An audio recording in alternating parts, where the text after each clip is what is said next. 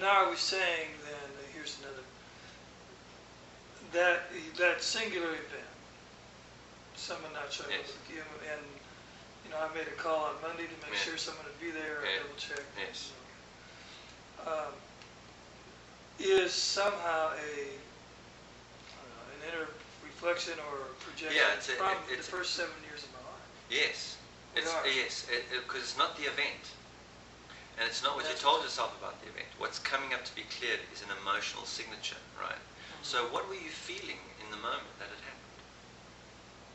Just go back to that event. When you're standing there and you can't get in, what do you feel? What's going on with you emotionally? Well,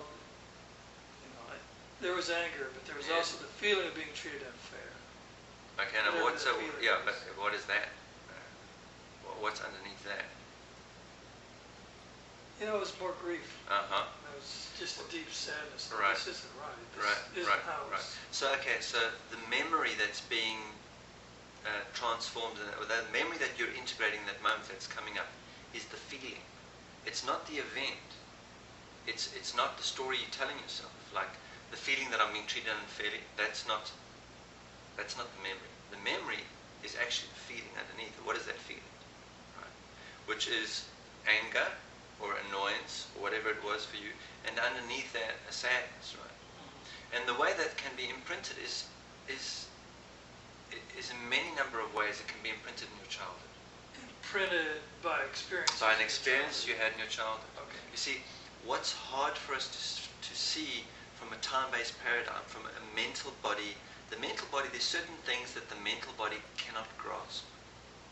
And therefore understanding is useless. And one of the things that the mental body cannot grasp is that what happens from us, from the time we're born to the time we're 7 years old, is deliberate. Every single moment, deliberate. There isn't a moment that happens accidentally. It is as deliberate as someone with a tattoo in their gun. If someone is giving me this tattoo, right, every single thing that they do is deliberate. They don't randomly do, they're following a deliberate pattern. They've put a pattern on my arm and they're deliberately coloring it in and following the lines so that that exact image is there, right? When we, on our first 7 years, our experience is deliberate.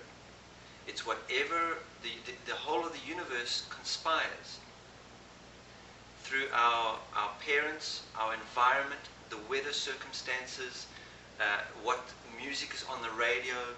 Every single physical, mental, and emotional experience around us conspires to come to a point and go on the emotional body. So that by the time we're 7, the emotional body is imprinted with a pattern.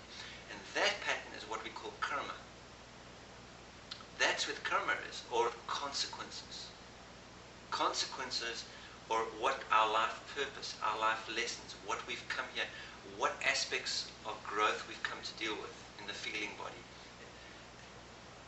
All of that is so deliberately imprinted, but the mental body can't get that. It says, but how is that possible, right? Because the mental body believes it's God.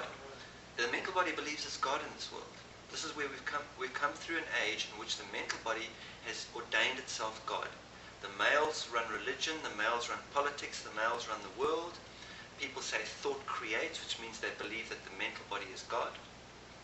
All this garbage is coming out of the mental body's imbalance. It's mental.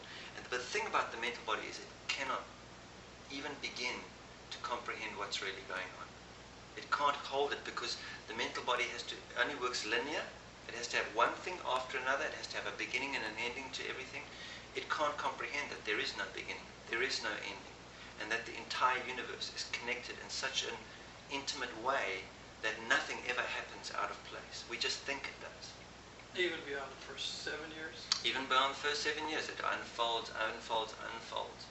And so one of the barometers of what present moment awareness is, that's why when we start entering experiences of present moment awareness, we throw out all our prayers.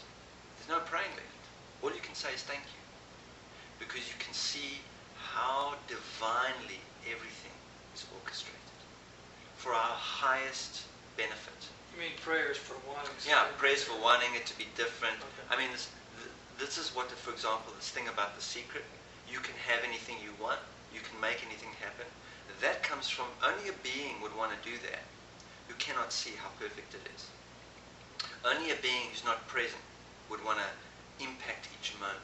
And our suffering comes out of impacting the moment. Or thinking we can impact it. Or thinking we can impact the moment. And create this, so it's you see, a multi-dimensional reality is very hard. Remember last night we were talking about the paradox of things.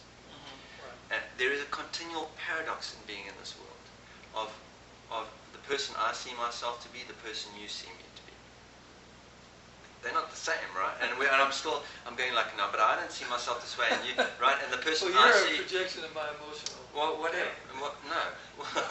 Projection of emotional pain. That's a good one. No, but I'll see you a certain way, you see yourself a certain way. You know, people that come to you for facilitation come to you because they perceive you a certain way. But on a day when you're doing, when you're having emotional stuff, there'll be days when you go, I can't be available to anybody. I can't even sort my own stuff out. How am I going to sit there in front of somebody and actually be available and of use to anybody? And yet when someone shows up, you show up. And that's the paradox. Because in the moment, every moment is perfect. And there are moments when you're supposed to be dying, and there are moments when you're supposed to be available, and there are moments, and what the present moment awareness is about, embracing all those moments. And our ability to not embrace every moment is related to our emotional body. Because there are certain things that come up that trigger our blockages, and so we can't embrace that moment. And then when we clear those fear, anger, and grief, we're opening our heart to every moment. And the more we open our heart to every moment, the more we see how deliberate everything is. Well, that's what I wondered. How did that? That wasn't a theory. The idea that everything happens deliberately in each moment. No, you came to that in not just as. No, it's not a theory. It comes through insight. It comes through seeing it in my own life. It comes through seeing it so clearly in my own life, right? Do you just know it to be true? Well, in a very brief way. I come into this world. My father committed suicide when I'm 5. My mother's heart is broken, right? She becomes emotionally unavailable, right? It's a traumatic experience for her. I, as a child, in that moment, I started looking for my father and started trying to figure out how to fix my mother. I realized there's something wrong with my mother. One day she's there, the next day she's not. She's there, but she's not, right? And then my father's gone. And no one says, your dad committed suicide. Hey, you don't tell a 5-year-old that. It's like your dad is gone. Dad's not coming back, right? So psychologically, 2 things unfold. Immediately they start unfolding in this being, right? And the one is to find my father, and the other is to fix my mother. And so my life unfolds from that point, driven by that intent. And the seeking my father becomes a very real relationship with what God is for me. I found my father. I found my real father.